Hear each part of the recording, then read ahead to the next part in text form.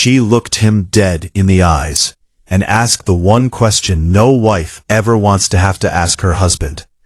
Should I be expecting divorce papers? One thing though, should I be expecting like divorce papers?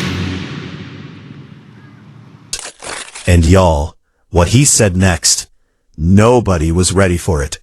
Not Lateshia, not the fans, and honestly, not even Glen himself. So if you think you know how this Belle Collective storyline ends, buckle up, because this is so much messier than what made it to your timeline. Welcome back. If you're new here, first of all, thank you for being here, and second of all, you picked the perfect video to start with. We are deep in the Belle Collective drama today, and we are not holding anything back. Make sure you hit that subscribe button, because we cover celebrity tea like this every single week. And trust me, you do not want to miss what's coming up later in this video. Now let's get into it. So for those who need a quick refresh, Lateshia and Glen have been one of the central couples on Belle Collective, the hit reality show following a group of black women in Jackson, Mississippi. Lateshia has been on a serious glow-up. We're talking business elevation, personal growth, a whole new level of success. And anytime a woman rises, you already know, the relationship dynamics start to shift. And that's exactly where this story begins. It started with a postnup. Now if you don't know what a postnup is, it's basically a financial agreement signed after marriage that outlines how assets would be divided in the event of a divorce. And yes, Lateshia went to Glen and asked him to sign one. Now on the surface, that might sound like a reasonable business move, especially for someone whose career is taking off, and who has business deals and partnerships to protect. But here's where things get messy. Glen did not see it that way, not even close. When Lateshia brought this postnup to the table, Glen felt something shift. He didn't just see paperwork, he saw a message. In his mind, asking for a postnup after years of marriage, years where he said what's mine is yours and what's yours is mine, like she was protecting her assets because she was already planning an exit. He literally said out loud to her face, "You're getting ready to separate. You're getting ready to move on." And that right there is the wound that everything else came from. Glen didn't hear, "I want to protect my business." He heard, "I'm already halfway out the door."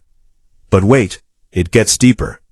Because before this conversation even happened, Glen had already gone and talked to his friends about the postnup situation. Which, fine, people talk to their people. The problem, it became what Lateshia called the topic for giggles. Their marriage, their private business, was being laughed about in someone else's living room. And when she found out, she was hurt. She was embarrassed.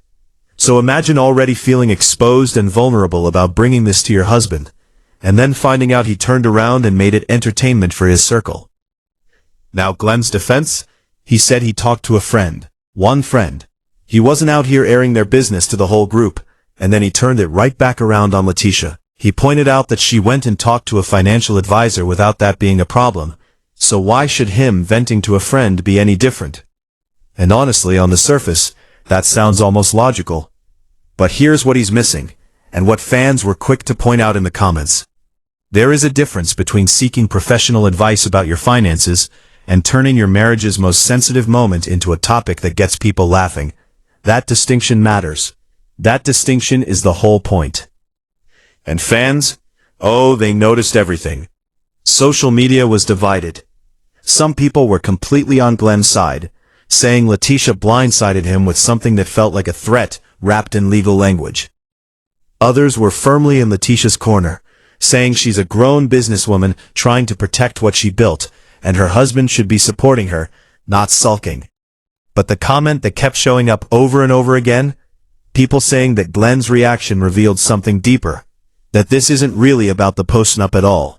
Keep that thought in your mind, because we're coming back to it. So the conversation continues, and it escalates fast. Glen flat out says he's not signing a postnup. Not because he has legal concerns, not because he wants to review it with his own attorney, but because in his words, if they're signing a postnup, they might as well sign divorce papers at the same time. He said it like that, direct, no softening it. If we signing that, we're signing a divorce too. And you could see it register on Lateshia's face. That wasn't a negotiation. That was an ultimatum. Here's where Lateshia drops the line that had the entire internet replaying the clip. She says, and I'm paraphrasing here, that Glen's hesitation isn't really about the postnup. It's about her elevation. She believes that Glen is struggling with who she's becoming. That every time she rises, he finds something to push back on, something to resist, something to be rebellious about. And she calls it out plain. The main problem with us, Glen, is that you're spoiled. Now that word, spoiled, hit different, because Lateshia isn't just talking about him being selfish with material things. She's talking about years of her catering to him. Years of kissing up, showing up, sacrificing. She supported his rapping career. She did whatever it took. And now that it's her turn, now that she's the one with the momentum, the business deals, the glow, she's asking for the same energy back. And instead of getting it, she's getting resistance. She said in herself, if I was you and you was me, you would be pissed off too. And Glen, he sits there and says, how about not?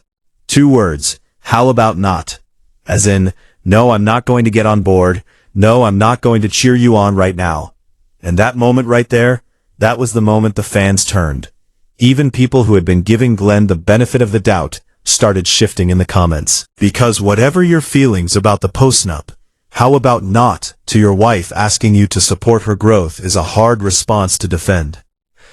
But here's what fans noticed something shocking about. Glen doesn't deny struggling with Lateshia's success. He doesn't come out and say, you're wrong, I'm fully supportive, I celebrate everything you do. His defense is that the problem isn't her elevation, it's that he doesn't feel like a priority anymore. And that's a completely different conversation. That is a man saying, I feel left behind.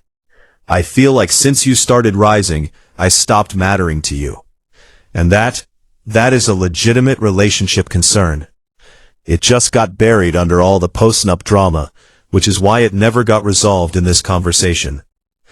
So now we've got 2 people in real pain, talking past each other, and nobody's actually landing. Lateshia is hearing, you don't support me. Glen is saying, I don't feel seen. And neither of them is wrong, but neither of them is getting through either. Which is exactly how marriages start to unravel. Not in one dramatic moment, but in a series of conversations where both people are speaking and nobody is actually listening. Then things get to a boiling point. Lateshia pushes, if you can't get on board with my evolution, then what are we doing here? And Glen, instead of pulling back and trying to meet her, he throws it right back. We could divorce t-shirt, I'm fine. Just like that. Cool, calm, and with a little nickname attached to it, which somehow made it even more chilling. Because it wasn't said in a rage, it wasn't screamed across the room. It was almost casual, like the idea of their marriage ending had already become manageable to him. And that right there is what had the comment sections absolutely on fire. Because there's a difference between someone saying divorce in the heat of the moment, when emotions are exploding, and someone saying it the way Glen said it. Measured, resigned, like he'd already been sitting with it for a while. Fans were split between calling it a manipulation tactic, a way to scare Lateshia into backing down from the postnup, and others saying this was a man who had genuinely checked out emotionally and was just now saying it out loud. Now let's zoom out for a second, because this situation connects to something so much bigger than one couple on a reality show. The story of a woman leveling up and her relationship struggling to survive that elevation is one of the most common and most heartbreaking dynamics we see on television and in real life.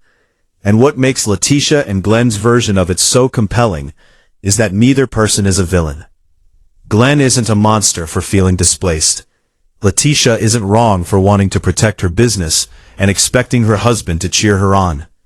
But when 2 people are both hurting and neither one feels like the other is listening, that's when the word divorce stops being a threat and starts becoming a possibility neither of them originally wanted. The postnup, when you strip it all away, was never really the issue. It was the trigger. It was the moment that exposed every unspoken frustration, every resentment, every shift in power that had been building between them. And instead of sitting down and saying, "Okay, why does this feel threatening to you? Let me explain what I'm actually trying to protect," it blew up. And that's what happens when two people who love each other stop being curious about each other and start defending themselves instead. Here's the question fans have been asking non-stop since this episode aired. Is there actually a path forward for Lateshia and Glen? Because on one hand, you have a woman who has clearly communicated that she needs her husband to evolve with her, not hold her back, not make her feel guilty for her success, but ride the wave with her. And on the other hand, you have a man who has said loud and clear that he feels unseen, unimportant, and unvalued in the new version of their marriage. Those two things can coexist. They can even be healed, but only if both people decide the marriage is worth the work to get there. And here's where it gets really interesting, because based on what we saw in this conversation, they might not be there yet. Not because they don't love each other. The nickname, the familiarity, the history that shows up even in the middle of an argument, that love is clearly still present. But love and readiness are two different things. You can love someone and still not be ready to do the hard work of understanding them at this new level. And that gap, the gap between love and readiness, is exactly where a lot of marriages end. Fans have been theorizing everything. Some think this is classic reality show producer push drama, and that off-camera, Lateshia and Glen are actually fine. Others think we're watching the real-time slow collapse of a marriage that neither person knows how to save. There's a whole camp of viewers who believe Glen will eventually come around and sign the postnup once he realizes Lateshia isn't going anywhere. And then there are the people who think Lateshia has already made her peace with the possibility that Glen might not be built for the next chapter of her life. But here is what I keep coming back to. Lateshia said something in the middle of this argument that I think deserves way more attention than it got. She said, "I want to be your wife as an adult. Not as a caretaker, not as the woman who sacrifices everything and shrinks herself to keep the peace. As an adult, as a full person with ambitions and boundaries and a business she's built from the ground up." And she is asking her husband to see that woman. Not the version of her he fell in love with who put him first in every single situation. She's asking him to fall in love with who she's becoming. That's a huge ask, but it's also a completely fair one. And Glen? He's asking to be seen too. He's asking her not to leave him behind emotionally while she climbs. He doesn't want to be a passenger in his own marriage. He wants to feel like a partner, not an afterthought. And honestly, if they could both just hear each other clearly for 5 minutes without the defensiveness and the ultimatums, they might actually find that they want the same thing. A marriage where both of them feel valued, prioritized, and celebrated. Whether they get there is the question that has everybody watching. And we will absolutely be covering every update as this season unfolds. Because this is the kind of storyline that doesn't just make for good television. It holds up a mirror to real relationships, real growing pains, and the very real question of what it costs to evolve and what it costs to stay the same. Now I want to hear from you. Drop it in the comments right now. Are you Team Lateshia? Team Glen? Or are you like me, and your team, both of y'all need to sit down with a therapist before you say another word? And if you've ever been in a relationship where one person was leveling up faster than the other could keep up with, tell me how that went. Because I know this comment section has stories. Let's talk about it. If you're new here, welcome to the family. Hit subscribe and turn on notifications so you never miss a drop. We post celebrity commentary, relationship breakdowns, and reality TV deep dives every single week. And if you want more Belle Collective content, I've got you covered. Check out the video on screen right now.